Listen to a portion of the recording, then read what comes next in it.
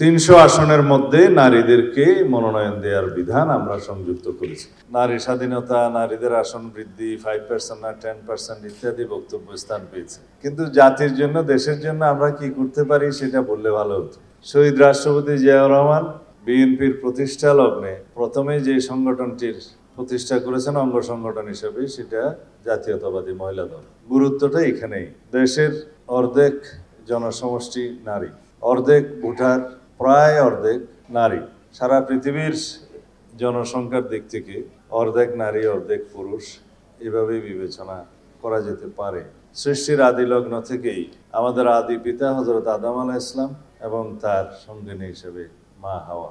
এখানে আপনাদের যে সীমারেখা সেটা সবসময় অর্ধেক অর্ধেক, কিন্তু জাগতিক নিয়মে নারীদের বিকাশ সেভাবে হয়নি, যার কারণে পৃথিবীর প্রায় সব দেশে নারী সমাজকে পিছিয়ে পড়া জনগোষ্ঠীর মধ্যে ধরা হয়, যার কারণে আইন কানুন এবং সাংবিধানিকভাবে নারী সমাজকে এগিয়ে নিয়ে যাওয়ার জন্য কিছু সুরক্ষা দেয়া হয়ে থাকে, কিছু রিজার্ভেশন থাকে। সেটা আমাদের এই দক্ষিণ এশিয়ার মধ্যে অনেকগুলো দেশে আরও বেশি লক্ষণীয়।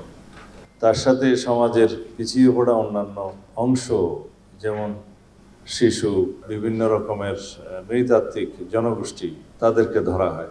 তাদের উন্নয়ন অগ্রগতির জন্য এবং সাম্য বিধান করার জন্য কিছু কনস্টিটিউশনাল বিধান রাখা হয়েছে, আমাদের দেশেও রাখা হয়েছে।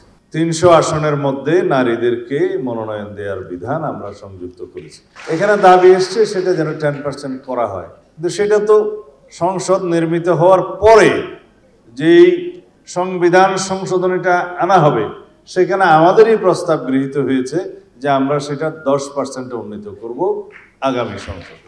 তাহলে 300 আসনের মধ্যে সরাসরি সংবিধান সংশোধনের পরে 10% মহিলাদের মধ্য থেকে, নারীদের মধ্য থেকে মনোনয়নের বিধানটা সংযুক্ত হবে।